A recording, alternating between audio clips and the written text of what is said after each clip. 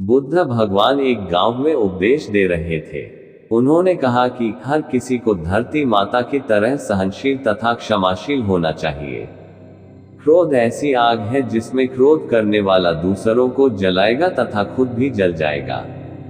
सभा में सभी शांति से बुद्ध की वाणी सुन रहे थे, लेकिन वहां स्वभाव से ही अतिक्रोधी एक ऐसा व्यक्ति भी बैठा हुआ था जिसे ये सारी बातें बेतुकी लग रही थी।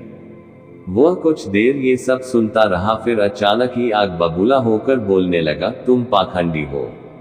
बड़ी बड़ी बातें करना यही तुम्हारा काम है। तुम लोगों को भ्रमित कर रहे हो।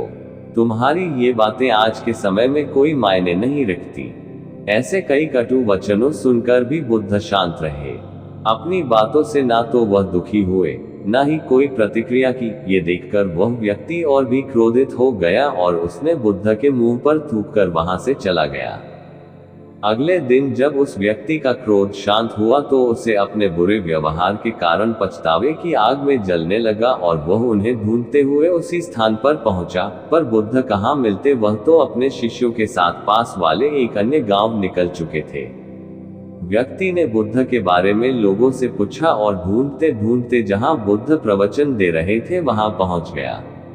उन्हें देखते ही वह उनके चरणों में गिर पड़ा और बोला, मुझे क्षमा कीजिए प्रभु। बुद्ध ने पूछा, कौन हो भाई? तुम्हें क्या हुआ है? क्यों क्षमा मांग रहे हो?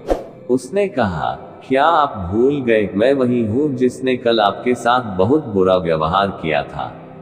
मैं शर्मिंदा हूँ। मैं मेरे दुष्ट आचरण की क्षमायाचना करने आया हूँ।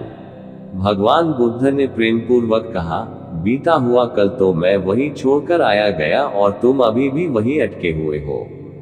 तुम्हें अपनी गलती का आभास हो गया, तुमने पश्चाताप कर लिया, तुम निर्मल हो चुके हो, अब तुम आज में प्रवेश करो। बुरी बातें तथा बुरी घटनाएं याद करते रहने से वर्तमान और भविष्य दोनों बिगड़ते जाते हैं। बीते हुए कल के कारण आज को मत बिगाड़ो। उस व्यक्ति का सारा बोझ उतर गया।